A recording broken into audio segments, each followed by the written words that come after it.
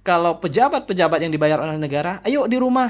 Mau setahun pun di rumah, mereka juga santai, tetap mendapatkan gaji. Sedangkan kita bukan dari negara, kita harus berusaha, berikhtiar, menjemput rezeki. Nah, inilah yang menjadi masalah kita sekarang. Siapa sih yang nggak mau di rumah, digaji misalkan, enak, hidup santai?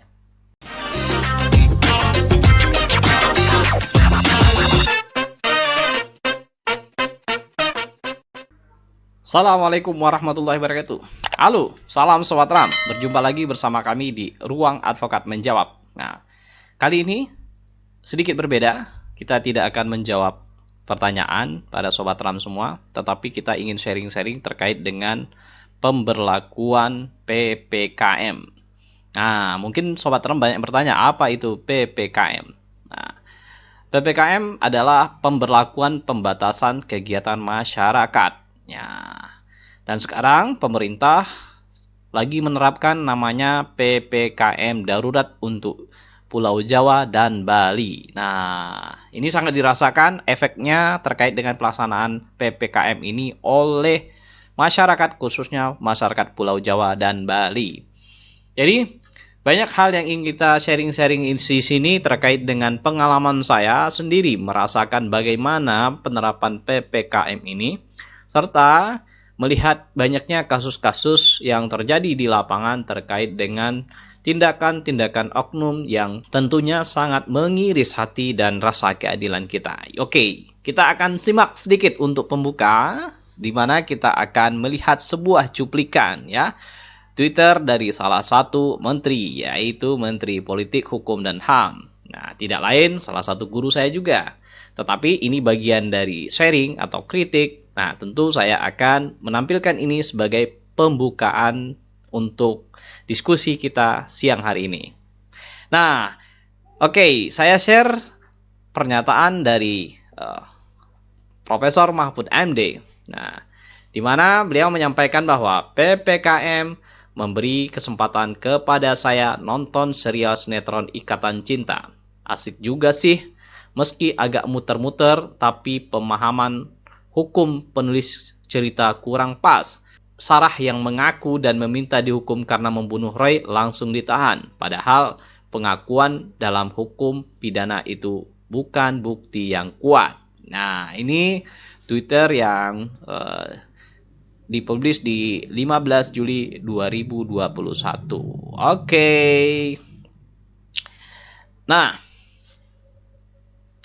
itu yang pertama. Nanti saya akan share yang kedua ya, yang terkait dengan pemberlakuan PPKM plus minusnya seperti apa. Nah, yang kedua, ini cukup menarik juga bagi kita, yaitu pakaian baju tahanan dan rambut dipelontos, pemilik kedai kopi pelanggar PPKM darurat resmi di penjara 3 hari. Oke. Nah, itu sebagai pengantar di awal terkait dengan diskusi kita hari ini. Bagaimana dengan PPKM? Nah, ini bagian dari kritik saya. Nah, yang tentu tadi, yang pertama, pemerintah dalam menerapkan PPKM, saya juga bingung dari mana kata-kata yang keluar. Dulu ada namanya PSBB, ada juga namanya PPKM Mikro. Sekarang ada namanya PPKM Darurat. Nah, besok kita tidak tahu lagi apa yang akan digunakan pemerintah. Pertanyaan saya, kenapa pemerintah membuat judul ataupun katakanlah program itu berbeda-beda? Kenapa tidak menerapkan sistem namanya karantina? Nah, ini menjadi tanda tanya. Ada apa sebenarnya yang terjadi? Karena tidak ada undang-undang PPKM, tidak ada undang-undang tentang PSBB, tidak ada undang-undang tentang PPKM darurat maupun PPKM mikro. Lalu kenapa itu muncul? Nah, ini jadi pertanyaan. Kenapa? Ini sangat penting sekali. Nah, karena di dalam hukum itu, kalau kita membuat kebijakan, harus sesuai dengan aturan hukum. Tidak bisa membuat kebijakan sesuai dengan keinginan politik semata. Kita menyikapi plus minus tentang penerapan PPKM darurat. Oke, kita melihat tadi cuplikan di awal yang disampaikan oleh Prof. Mahfud, ya, di mana intinya bisa bekerja dari rumah, ya, bersantai-santai, bisa juga menikmati kekeluargaan, tetapi tidak bisa disamakan dengan masyarakat kecil. Masyarakat kecil tidak digaji oleh negara. Jadi ini kritikan saya kepada Prof. Mahfud. Prof. Mahfud sebagai seorang menteri dibayar oleh negara. Masyarakat mesti bekerja. Yang jadi masalah, suruh masyarakat di rumah tidak bekerja, tetapi tidak bertanggung jawab untuk memberi nafkah. Pemerintah lepas tangan untuk memberikan bantuan kepada masyarakat. Nah, ini yang menjadi pertanyaan saya. Kenapa pemerintah lepas tangan tetapi menerapkan karantina sebenarnya dengan bahasa-bahasa yang bermacam-macam. Nah, ini luar biasa. Jadi, itu kritikan pertama. Yang kedua, ketika masyarakat tidak menjalankan program pemerintah, maka akan dikenakan denda seperti yang dialami oleh sahabat kita ini. Yaitu harus membayar denda 5 juta atau ya kurungan penjara. Ini yang menjadi permasalahan kita sekarang. Pemerintah maunya kita di rumah, tapi tidak mau kasih makan. Lalu bagaimana? Sedangkan orang atau masyarakat tidak digaji oleh negara. Mereka, ya mohon maaf, Satpol PP digaji oleh negara. Kepolisian digaji negara. TNI digaji negara, menteri digaji negara, anggota dewan digaji negara, presiden digaji negara, masyarakat jelata digaji dari mana? Ketika mereka tidak bekerja, uang dapat dari mana? Enak kalau kita ya ngomong, yuk di rumah, kerja di rumah. Kalau kita digaji, masalahnya kita tidak digaji, mau makan dari mana? Anak istri kita. Buat program, larangan, tetapi tidak ada tindakan yang membuat masyarakat bisa bertahan hidup. Masalahnya di situ.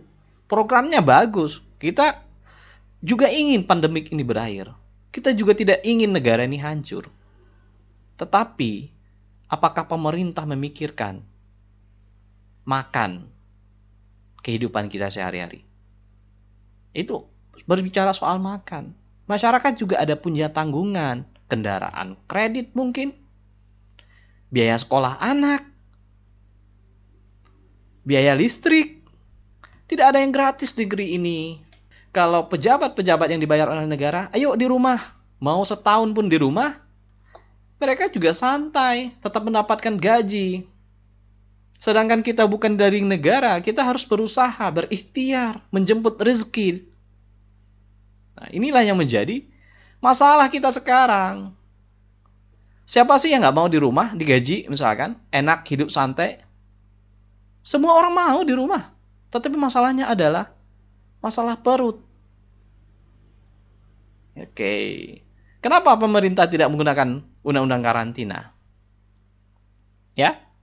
Jadi, saya coba singgung tentang undang-undang karantina. Ini pemerintah telah membuat atau memberlakukan undang-undang tentang karantina kesehatan. Nih, Sobat Ram bisa lihat Undang-Undang nomor 6 tahun 2008 tentang karantina kesehatan. Di dalam Undang-Undang karantina kesehatan, saya mengutip beberapa pasal yang penting yang perlu kita diskusikan. Yang pertama, pasal 52. Pasal 52 berbunyi, selama penyelenggaraan karantina rumah, kebutuhan hidup dasar bagi orang dan makanan hewan ternak yang berada dalam karantina rumah menjadi tanggung jawab pemerintah pusat. Pasal 52 ayat 2-nya, tanggung jawab pemerintah pusat dalam menyelenggarakan karantina rumah sebagaimana maksud pada ayat 1 dilakukan dengan melibatkan pemerintah daerah dan pihak terkait. Kita suruh di rumah. Sebenarnya sudah menerapkan karantina di rumah.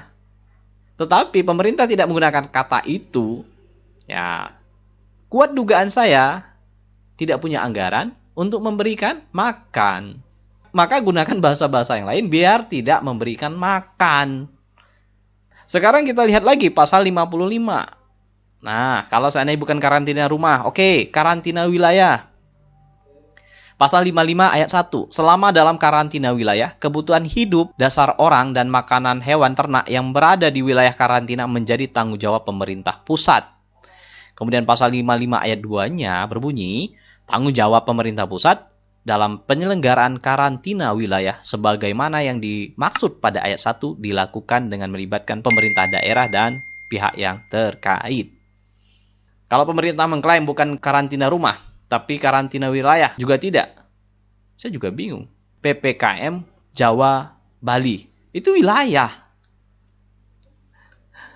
Itu karantina wilayah sebenarnya. Tetapi dibuat PPKM Darurat Jawa Bali. Sebenarnya harusnya karantina kesehatan darurat wilayah Jawa Bali. Dan pemerintah berikan makan bagi masyarakat. Tapi dengan catatan ya, pemerintah memberikan bantuan. Maka masyarakat yang keliuran yang tidak menjalankan program pemerintah bisa ditegaskan dengan denda ataupun dengan kurungan penjara. Itu bagian dari proses penerapan hukum yang benar. Jadi agak lucu juga. Saya juga bertanya-tanya.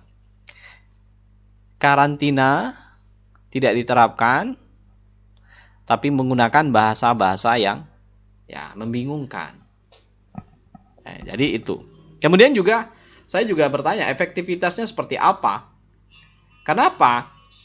Contoh, saya tidak tahu. Pihak kepolisian melakukan pemblokiran jalan, penutupan sebagian jalan. Pertanyaan saya, apa gunanya? Contoh kasus, ketika kita sudah tahu bahwa virus jenis Delta itu dari India, ketika waktu sudah awal-awal muncul, mestinya pemerintah tutup dong krannya dari luar negeri. Masyarakat di dalam kita tidak ada masalah. Tetapi yang jadi masalah, kita di dalam disuruh taat, tapi keran virusnya dibuka. Kira-kira begitu. Bagaimana? Jadi, gak nyambung.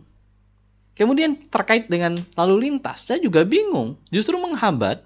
Jadi inilah menjadi PR bagi pemerintah. Bagaimana menerapkan undang-undang karantina kesehatan itu yang benar. Dengan bahasa yang benar. Dan tentunya dengan kewajiban memberikan bantuan kepada masyarakat yang terdampak oleh karantina itu.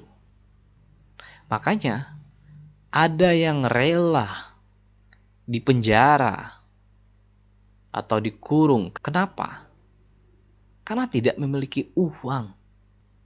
Mereka bekerja, berusaha mencari uang, itu tujuannya adalah untuk mencukupi kebutuhannya.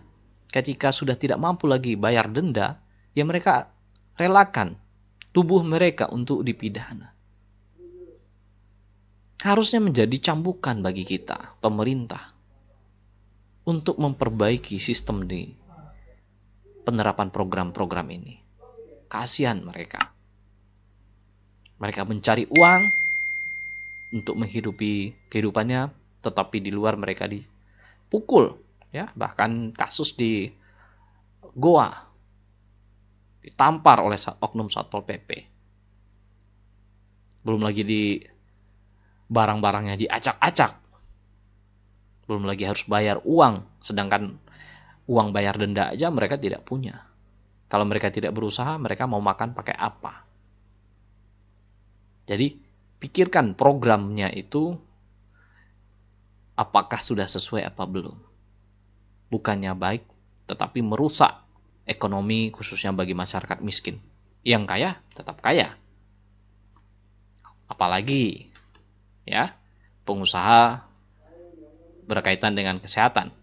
Rumah sakit, kemudian juga obat-obatan, kemudian alat kesehatan. Nah, tentu mereka tidak akan terdampak. Tetapi bagi masyarakat yang hanya bekerja dengan berjualan di pinggir jalan, tentu mereka akan berdampak. Luar biasa bagi mereka. Antara hidup dan mati.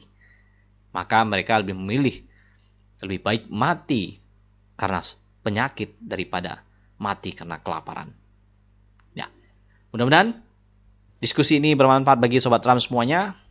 Kita meminta untuk pemerintah menerapkan sistem yang benar, menerapkan aturan hukum atau undang-undang yang benar, agar masyarakat tidak bingung, dan tentunya ketika menerapkan suatu program, pikirkan juga efek sampingnya kepada masyarakat. Jangan sampai masyarakat miskin, terus miskin. Demikian, terima kasih Sobat Ram semuanya. Assalamualaikum warahmatullahi wabarakatuh. Salam Sobat Ram.